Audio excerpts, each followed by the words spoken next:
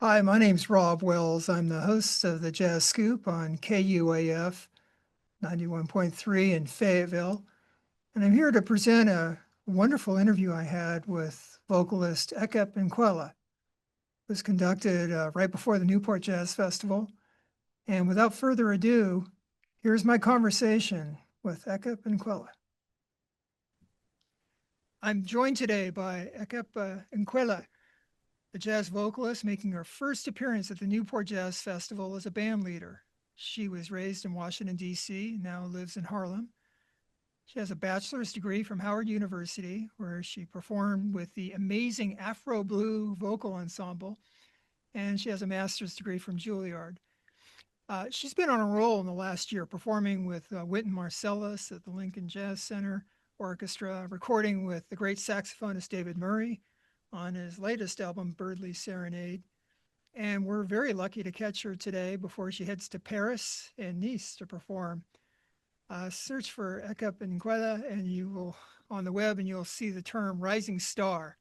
So welcome to the Jazz Scoop.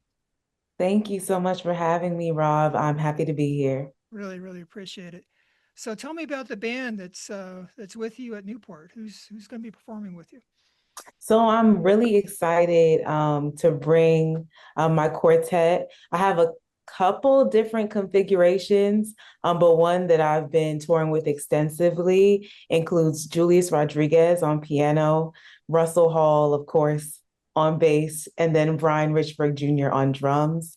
Um, I've known Russell for, oh my gosh, maybe like 4 years now. Brian, maybe about 3 years, and then Julius only two. Great. So, yeah. So I think I caught some of these folks on a film you have on your website on why do I sing? So they were very impressive. Yep. Yep.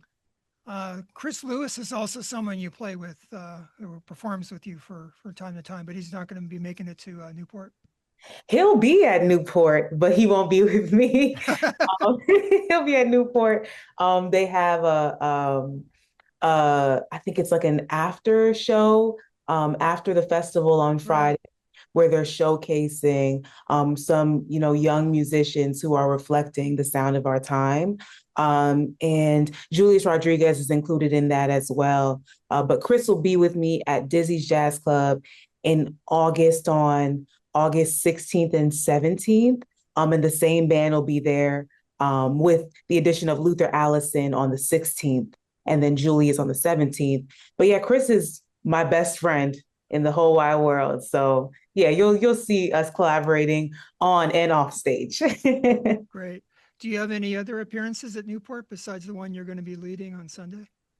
No, I think that's the only one. Newport is a great place for spontaneous collaboration. So I feel like because I get there on Saturday and I'm going to come to the festival, don't be shocked if you see me on stage apart from my set. So Sure, yeah, I'm sure. hopeful and I'm looking forward to it. Well, I wanted to talk to you about the state of women in jazz today, especially younger women. So I see Lakeisha Benjamin, I Hmm. see Hmm. Samara Joy. I see Melissa Aldana and Alexa Tarantino and Veronica Swift, Mary Halverson. The list goes on, right? And now yourself. And are we seeing a shift or an evolution in jazz that's allowing, women to flourish, especially in their earlier in their careers? Um, I don't even know if I would call it an evolution within jazz more than I would call it like an evolution for just women in general, Okay. where we are, I guess, just honestly becoming tired of being like put on the side or, not being our own MDs and stuff like that, like having to, um, I guess, kind of, what's the word I'm looking for? Answer to someone Okay. other than ourselves, other than our own vision.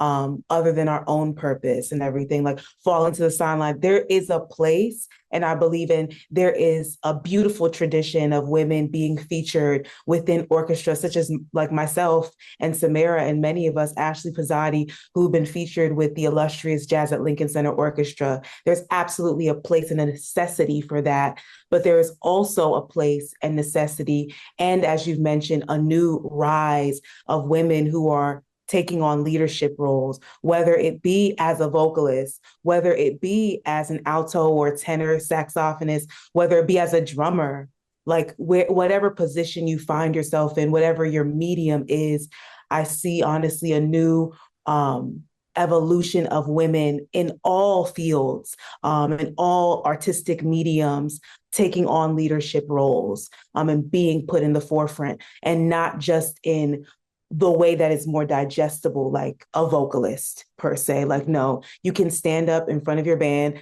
with a clarinet and lead that band. You can, like India, be, in the middle or kind of behind playing the bass and still be the leader of that band, still taking charge. So it doesn't just have to be in a way that is digestible for society. It is the way that we see fit, the way that we deem fit. So that's kind of what I'm seeing.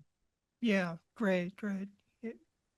So you had said in the earlier interview about how the prior generation had provided you with the freedom to express yourself. And Mm-hmm. I found that really compelling. And I was wondering if you could expand on that a little bit more. Is there some example in the earlier generation, a jazz artist who really kind of cleared the way for what you want to achieve now? Yeah, I would say vocalists like Abby Lincoln, of course. Oh yeah, I sure. think there's a lot of people that would say they see that she has made like a very big impression on me. When I first heard her voice, I thought it was gorgeous, but that was it. I was just like, man, I heard her singing on Abby's Blue. Um, I heard her singing Come Sunday first. Oh wow, yeah, And right. I was like, this sounds incredible. I heard her sing Softly as in the Morning Sunrise. I was like, all of these sound incredible. And that's kind of where it stopped for me. That was in like high school, I think. And, I went to Howard University, so I didn't lack examples of strong Black women, in leadership roles who were courageous and who had big voices. But then when I got to Juilliard, I always like to say that when you're in undergrad, you're kind of learning the fundamentals, you're learning the music. And then when you get to graduate school, if you do decide to go that course, or when you step out into, the school of life, it then becomes a lesson in how am I going to apply what I learned about this music, about this history, and about this tradition, and use that to teach me who I am as a person, who I am as an artist, a musician. And so on that journey of discovery for those 2 years, moving to New York, being so overwhelmed, being growing up in DC, it's like it's a city and it can be, it can be kind of hardcore, but it's not like New York. New York is a different animal. It's a And different beast altogether. It's wonderful. absolutely. I love it. So I was going through a lot. And on that journey along the way, I found Abby Lincoln again. I found, some other women such as Betty Carter, Nina Simone, Ernestine Anderson, Dinah Washington, Jean Deshawn. I found some other voices, but I would say Abby Lincoln, when it came to like me breaking out into who I really am, her voice, especially the work that she did with Max Roach, and then the work that she did later on, her own stuff, her own originals, her own compositions, such as Caged Bird, which Yeah, if you've seen yeah, any of my performances, you've seen me perform that song. sure. Um, I think of that road to freedom that she went through, singing the Great American Songbook, singing standards, being an actress, being kind of portrayed as this one thing, as this, beautiful as she was, pristine woman with a pretty voice, great figure, all those things, then transitioning to her work with Max Roach and activism, and then kind of moving into her own thing, still activism, but also folk songs and things like that. Like just transitioning more into who she was, that journey, I thought it was beautiful. It was so nuanced. And it reminded me that my journey, like there's nothing wrong with, going to school, learning the songbook, learning the fundamentals, and allowing that to inform who I am. I don't have to come out the gate just being, this evolved, like almost uncaged bird in a sense. I can, kind of start out, humble beginnings, and grow more into who I am, but allowing myself to know that these women, these aforementioned women, they walked so that I could run. My story shouldn't necessarily start out the same way theirs did. I should be able to start with my foot just a little bit farther than where they left off or than where they started. Hopefully I'm making sense, but yeah, it's important for me. They're passing the baton. So I should not start where they started. I should be almost starting where they left off, if that's possible.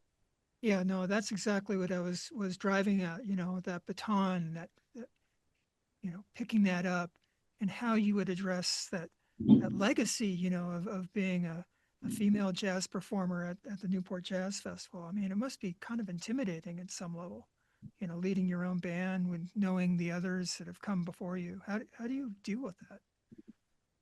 Um, I would say I wouldn't necessarily say it's intimidating, but it is nerve-wracking. Okay. Definitely my nerves, just because what was the film, the documentary that came out, uh, where it showed Newport Jazz Fest.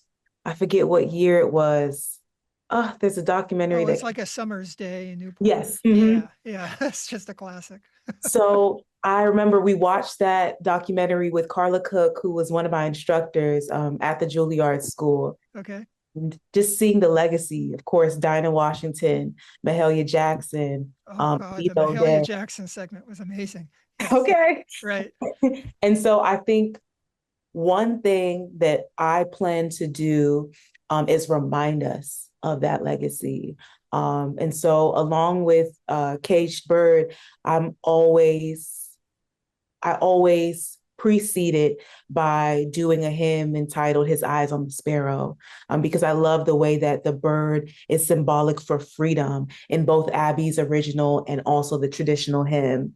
Um, and that is like a parallel and like a line that leads us to Mahalia Jackson and her being adamant and like it was non-negotiable that when she got up on the stage, she was honoring God, that she was honoring sacred music, that she was honoring that tradition, regardless of what context it was. And so I want to use, that stage as an altar to also give honor to who is the most high in my life, to God, and also to remind us of Mahalia's legacy. And so those are just a few things that help me to kind of relieve myself of those nerves. Like I'm not in competition with the legacy. I'm not in competition with my counterparts. We are all, given this incredible opportunity. And so one thing that I want to be able to do is to be able to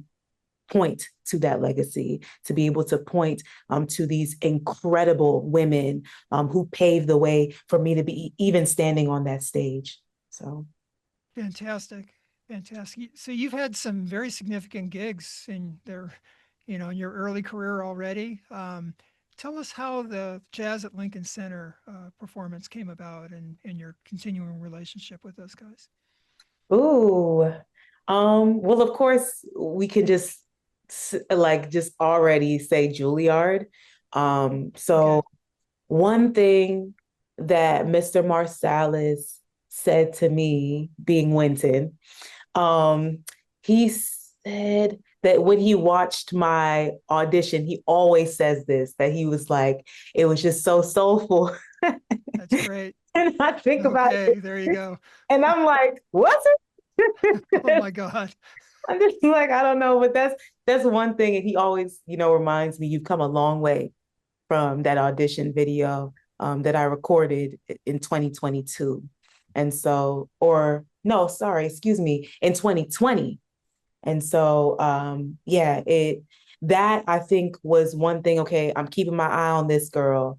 And then, throughout the 2 years, he's always keeping tabs on the students. But I guess I did a good job because then, he nominated me along with some of the other administration for the Juilliard Career Advancement Grant, which gave us, some money, which allowed me to be able to then go into the studio, record a demo, all those things. And yeah, I performed at Dizzy's a few times because Juilliard, the ensembles there, they perform at different venues throughout New York City. And one time while I was performing, Desmond, who is one of the managers there, he came backstage and he said, "You need to have your own performance here at Dizzy's." And I was like, well, from your mouth to God's ears. And Sure. that's exactly what happened because eventually then one of the guys who books at Lincoln Center for Dizzy's and for the Atrium and everything, he booked me to do their Jazz Underground series um, Okay. for Summer in the City. And then I opened up for Samara in the Atrium. And then I got my own set at Dizzy's. And then it was just the ball started rolling. I did the gala, then I did the big band holidays. And since then, I've just, been working with the orchestra as well as Lincoln Center at large um, quite often. And all the guys in the orchestra, those are like my uncles, my brothers. It's like anytime I can make a chance to see them, whether they're on the road or whether they're here in New York, I always endeavor to do that. So Lincoln Center is my family. Yeah, just a great group of people. I've seen the orchestra perform many times, and I've been a fan of Alexa Tarantino for a number of years too. To Mhm. see her get that spot is really really wonderful. Yeah. So I came across you, belatedly. I was listening to David Murray's new album, Mhm. and it's called Birdley Serenade. And I'm going through the tracks, and then there's this woman singing on Birdley Serenade. I was like, oh, I got to hear that again. And no, I got to hear that again. Who is that? So, congratulations on that performance. Can you tell us how you met up with David Murray and how all this came about? Yeah, I think um before we get to David Murray, we have to start with the person who I was performing with when David's wife, Francesca, saw me on stage during Winter Jazz Fest. Um, and so I met Andia Owens Oh, great. in 2021. We had an assignment to interview a Juilliard alumni within the jazz program. And I was paired with Andia Owens, who was the first Black woman to be in the jazz department, to be, one of the students within the Juilliard Jazz Department. And so I was paired with her, and it meant a lot to me because I was the second Black woman to be in the department. So I was like, okay, this is this is great. Let me talk to her. And from then on, me and her just our relationship has blossomed to this day. And that's my sister for life. And she put me on my first tour with a working band and everything like that.